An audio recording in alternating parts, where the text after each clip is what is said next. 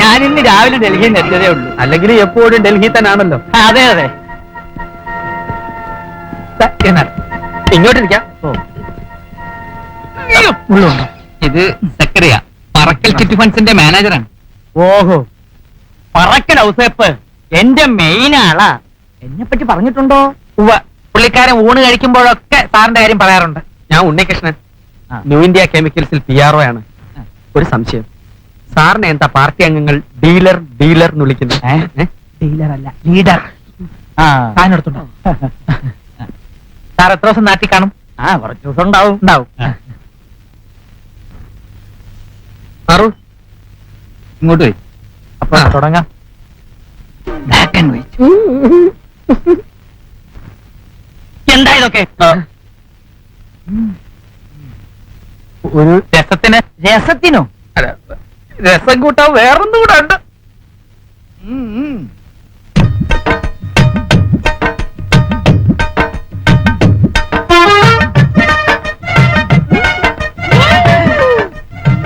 വീണ്ടും വലിവ് തുടങ്ങിയെന്നാ തോന്നുന്നു.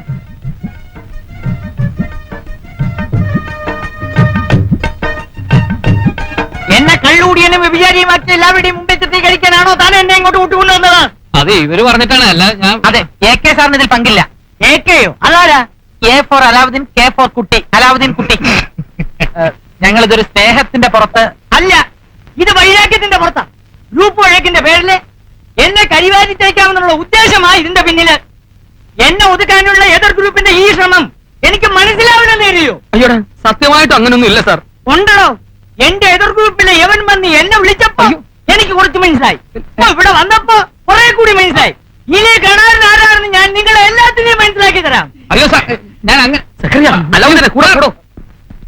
കുഴപ്പമൊന്നും ഉണ്ടാക്കരുത്. നേതാവ് വിചാരിക്കുന്ന പോലുള്ള ആളുകളല്ല ഞങ്ങള്. ഞങ്ങൾ രണ്ടുപേരും നല്ലവരാ. ഞാനും നേതാവിന്റെ മാറാതിരുന്ന വലിവ് മാറ്റി തന്നില്ലേ ഹോമിയോ ഡോക്ടർ ബാലു.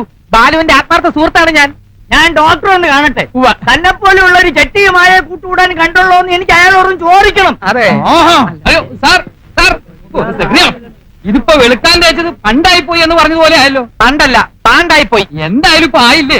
എടാ, അകത്ത് വെക്കുന്ന പെണ്ണിന്റെ കാര്യമോ? എന്തെങ്കിലും കൊടുത്ത് പറഞ്ഞു വിടണേ. നീ പോവാണോ? അപ്പൊ ഞാനോ? ഓടേ.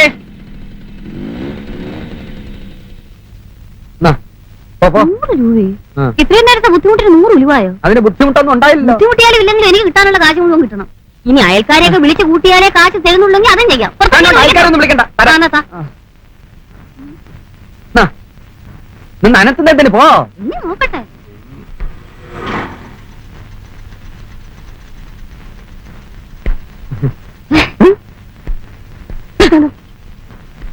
എന്തുവോ?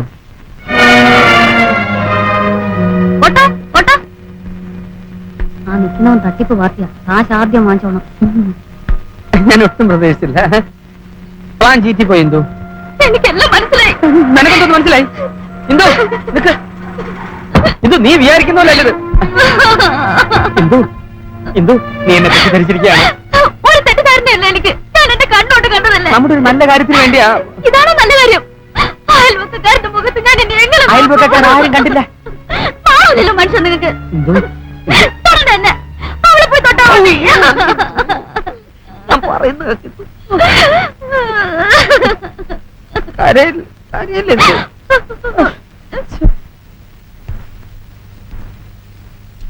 സക്രിയ പോയില്ലായിരുന്നോ? ഞാൻ ഇനി എവിടെ പോവാനാ?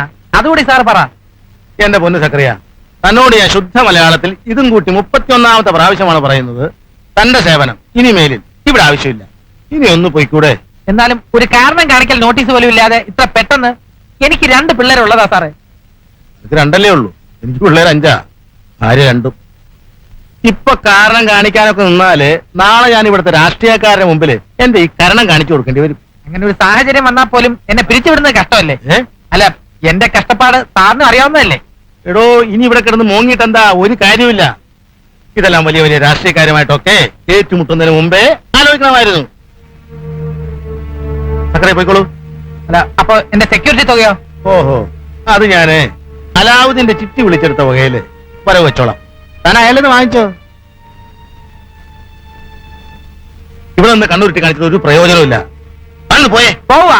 ആട്ടി പുറത്താക്കേണ്ട കാര്യമൊന്നുമില്ല. തന്നെ പോലൊരു തെണ്ടിയുടെ കീഴിൽ ജോലി ചെയ്യുന്നതിലും ഭേദം നേരിട്ട് തെണ്ടി ജീവിക്കുന്നത്. വന്നതാ.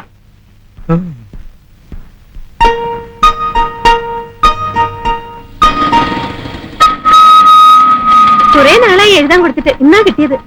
ഇന്ന് തന്നെ കിട്ടിയത് ഏതായാലും നന്നായി. അല്ല, ആ നേതാവിനെ കണ്ടോ? കണ്ടു. എന്നിട്ട് വല്ലതും ശരിയായോ? ശരിയായി. പക്ഷെ എന്റെ കാര്യമാണ് ശരിയായത്. ദേ, എന്താണെന്ന് വെച്ചാൽ തെളിച്ചു പറ.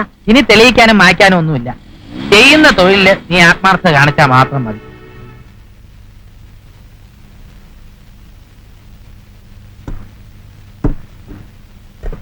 നീ കഴിക്കുന്നില്ലേ?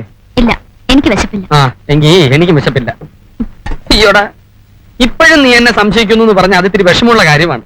എല്ലാ കാര്യങ്ങളും ഞാൻ മണിമണി പോലെ നിന്നോട് പറഞ്ഞതല്ലേ. പറഞ്ഞതെല്ലാം പട്ടാ പകൽ പോലെ സത്യവുമാണ്. ഇനി നിനക്ക് എന്നെ വിശ്വസിക്കോ വിശ്വസിക്കാതിരിക്കോ ചെയ്യാം.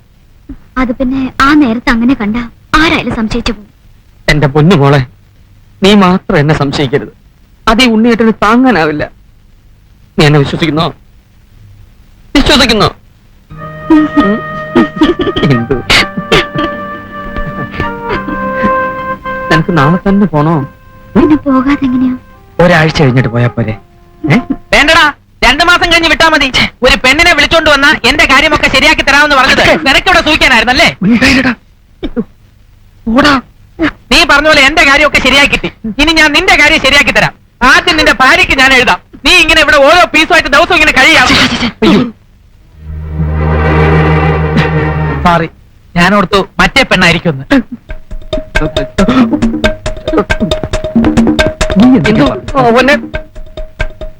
എന്തു? അപ്പൊ ഇത്രയും നേരം ഉണ്ണിയേട്ടൻ എന്നോട് പറഞ്ഞത് മുഴുവൻ നുണയായിരുന്നല്ലേ? എന്തു? എന്തു? ഞാൻ അത് ഇനി ഒന്നും പറയണ്ട. ഞാൻ പറയുന്നത് കേക്ക്. അവരുടെ വായന തന്നെ കേട്ടല്ലോ. എനിക്കൊന്നും മനസ്സിലാകുന്നില്ല. മനസ്സിലായി.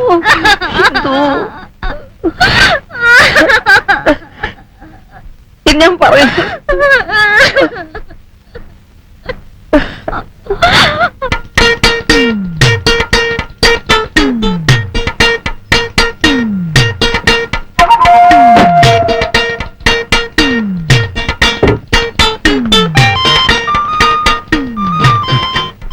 ഉണ്ണികൃഷ്ണൻ എന്ത് പറ്റി? സുഖമില്ലേ? ഞാൻ രാവിലെ തൊട്ട് ശ്രദ്ധിക്കുക. സൂപ്രണ്ട് സാർ രാവിലെ തൊട്ടല്ലേ വീട്ടിലൊരെണ്ണം കണ്ണിൽ എണ്ണ ഒഴിച്ച് 24 മണിക്കൂർ നേരം എന്നെ തന്നെ ശ്രദ്ധിച്ചിരിക്കുക. ഞാനൊരു 5 മിനിറ്റ് വൈകിയ പിന്നെ സംശയമായി, ആദിയായി, പനിയായി. ഉണ്ണികൃഷ്ണ, ആ. അതൊന്നും സാരമല്ല. ഒരു കുടുംബമാകുമ്പോ അങ്ങനെയൊക്കെ ഉണ്ടാവും. ഇപ്പൊ എന്റെ ഭർത്താവിന്റെ കാര്യം തന്നെ എടുക്കണം. ഭർത്താവിനൊന്നും എടുക്കാൻ എനിക്ക് നേരമില്ല. കൃത്യസമയത്തിന് വീട്ടിൽ ചെന്നേനെ അവൾ എന്നെ എടുത്തെറിയും. ഇത് നാളെ രാവിലെ തന്നെ മേരിയും അശ്വതിയും കൂടെ ഫിനിഷ് ചെയ്തേക്കണം. ശരി. ഉച്ചയ്ക്ക് മുമ്പ് വേണ്ട. ശരി സർ.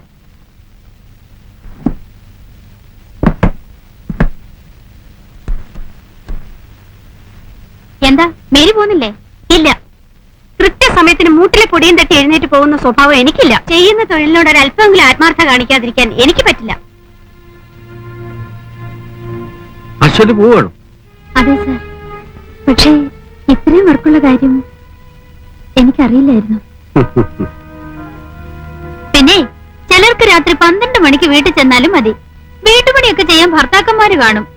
നമ്മുടെ സ്ഥിതിയൊന്നും അതല്ലല്ലോ. നീ ഇപ്പൊ പറഞ്ഞത് എന്റെ ഭർത്താവിനെ കുറിച്ചാണെന്ന് മനസ്സിലായി. നീ പറഞ്ഞത് ശരിയാ. എന്റെ ഭർത്താവ് അല്പം വീട്ടുപണിയൊക്കെ ചെയ്യും.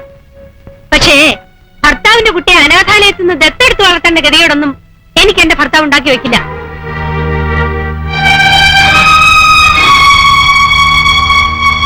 നീ എന്തിനാ അങ്ങനെയൊക്കെ പറയാൻ പോയത്? പിന്നെ അവൾ എന്നെ എന്തുവേണമെങ്കിലും പറഞ്ഞോട്ടെ. പക്ഷേ അച്ഛന് പറഞ്ഞാലുണ്ടല്ലോ, അതാരായാലും ഞാൻ വെറുതെ ഇരിക്കില്ല. എന്റെ അച്ഛനെ പറ്റി ഒരു അക്ഷരം മിണ്ടാൻ ഞാൻ സമ്മതിക്കില്ല.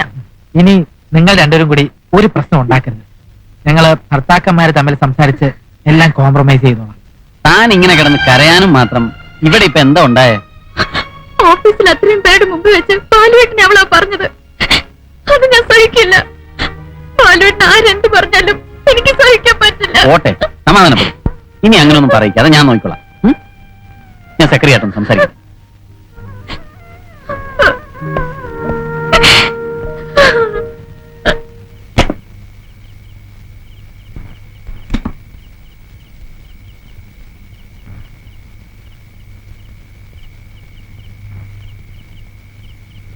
മേരി വല്ലതും പറഞ്ഞു? അശ്വതി വല്ലതും പറഞ്ഞു. ആ, അവൾക്കത് വല്ലാതെ ഫീൽ ചെയ്തു. അവരെ മാത്രം കുറ്റം പറഞ്ഞിട്ട് കാര്യമില്ല. കുറെയൊക്കെ നമ്മള് ഭർത്താക്കന്മാര് കൺട്രോൾ ചെയ്യണം. അതെ, അതുകൊണ്ട് നീ നിന്റെ ഭാര്യ ഒരല്പം കൺട്രോൾ ചെയ്താ കൊള്ളാം. ഓഹോ, ഇപ്പൊ അങ്ങനെയായോ? എടാ എന്റെ ഭാര്യ നല്ല കൺട്രോളിൽ തന്നെയാ. ഇന്ന് ഒരു കാര്യമില്ലാതെ പ്രശ്നം ഉണ്ടാക്കാൻ വന്നത് നിന്റെ ഭാര്യയാ. പെണ്ണുങ്ങളാ എത്രയ്ക്ക് അഹങ്കാരം പാടില്ല. ആദ്യം നീ നിന്റെ ഭാര്യയെ കൺട്രോൾ ചെയ്യും, എന്നിട്ട് എന്നെ പഠിപ്പിക്കാൻ വന്നാ മതി. പെണ്ണുമ്പിള്ളയുടെ വാക്കും കേട്ട് വന്നിട്ട് ഒരുമാതിരി പെൺകോന്തന്മാര് സംസാരിക്കുന്ന പോലെ എന്റെ അടുത്ത് സംസാരിക്കരുത്. കോംപ്രമൈസിന് വന്ന എന്നോട് കെട്ടിയോള് പറഞ്ഞത് അപ്പടി വിശ്വസിച്ച് മേക്കിട്ട് കയറാൻ വന്ന നീയാണോ പെൺകോന്തൻ? ഓടാ നീ. ബാലോട്ടിങ് വാ. ഈ വക അലവലാദികളോട് സംസാരിച്ചിട്ട് യാതൊരു കാര്യമില്ല. നിന്റെ മറ്റവളെ അടക്കി നിർത്തുന്നതാണ് നല്ലത്. അവളെ അടക്കാനോ ഒതുക്കാനോ ഒന്നും നീ ബുദ്ധിമുട്ടണമെന്നില്ല. അതിനിവിടെ ഞാനുണ്ട്. അപ്പൊ നീ തന്നെയാണ് ഇവളെ കൊണ്ട് ഓരോന്ന് വിളിപ്പിക്കുന്നത് അല്ലേ? അതേടാ വിളിപ്പിക്കുക. അവള് നിന്നെ അലവലാദിന്ന് വിളിച്ചെങ്കിൽ തന്നെ അതിൽ എന്താണ് തെറ്റ്? ഭാര്യക്ക് പ്രമോഷൻ കിട്ടാൻ വേണ്ടി കണ്ടവനൊക്കെ പെണ്ണ് കൂട്ടി കൊടുക്കുന്ന നീ അലവലാദി അല്ലെങ്കിൽ പിന്നെ ആരാടാ? ഈ കണക്കിന് നിന്റെ ഭാര്യക്ക് കുറച്ചുകൂടെ വലിയ പദവി കിട്ടാൻ വേണ്ടി നീ നിന്റെ ഭാര്യയെ തന്നെ കൂട്ടിക്കൊടുക്കുമല്ലോ. സൂക്ഷിച്ച് സംസാരിക്കണം, അല്ലെങ്കിൽ ഈ സക്കര ആരാണെന്ന് നിനക്ക് മനസ്സിലാവും. മനസ്സിലാക്കാവുന്ന പിന്നത്തെ